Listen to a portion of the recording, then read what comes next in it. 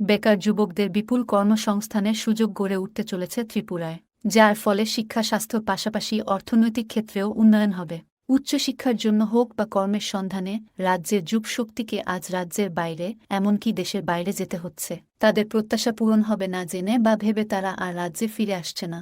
সঠিক পরিকাঠামো তৈরি করে এই বিপুল মানব সম্পদকে রাজ্যে ফিরিয়ে আনার উদ্যোগ নিতেই রাজ্য সরকারের সঙ্গে সহমতের ভিত্তিতে ত্রিপুরা নলেজ সিটি, যেখানে কেজি থেকে পিজি বিভিন্ন শিক্ষা প্রতিষ্ঠান গড়ে তোলা এবং মহিলাদের এন্টারপ্রেনিয়র করে এগিয়ে নিয়ে আসার উদ্যোগ নিয়ে তাদের মাধ্যমে ৩০০টির মতো ব্যবসায়িক প্রতিষ্ঠান গড়ে পরিষেবা প্রদানের পরিকল্পনা নেওয়া হয়েছে।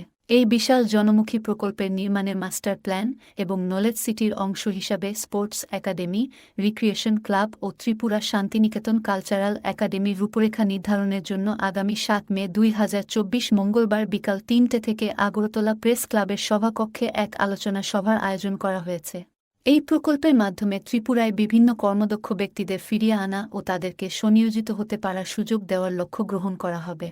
এই আলোচনা সভায় ত্রিপুরা নলেজ সিটি প্রকল্প রূপায়ণের জন্য সঠিক পরিকল্পনা গ্রহণ করা হবে। ইতিমধ্যেই এখানে ত্রিপুরা কেন্দ্রিক যুবক যুবতীদের কাজের সুযোগ করে দেবার লক্ষ্যে শিক্ষিত যুবক যুবতীদের বিনামূল্যে প্রশিক্ষণ দিয়ে তাদের মাল্টিস্কিল করে গড়ে তোলার কাজ শুরু হয়েছে। আগামী ৫ বছরে ৫,০০০ যুবক যুবতীকে সম্পূর্ণ বিনামূল্যে প্রশিক্ষণ দিয়ে কর্মক্ষেত্রে যোগ্য করে গড়ে তোলা হবে। আগামী ৮ই মে ২০২৪ বুধবার বাংলার ২৫ বৈশাখ কবিগুরু রবীন্দ্রনাথ ঠাকুরের জন্মদিনে আনুষ্ঠানিকভাবে পথ চলা শুরু করবে ত্রিপুরা শান্তিনিকেতন কালচারাল একাডেমি। এই মহতী অনুষ্ঠানে আপনার উজ্জ্বল উপস্থিতি ও অংশগ্রহণ আমাদের কাছে একান্তভাবে কাম্য।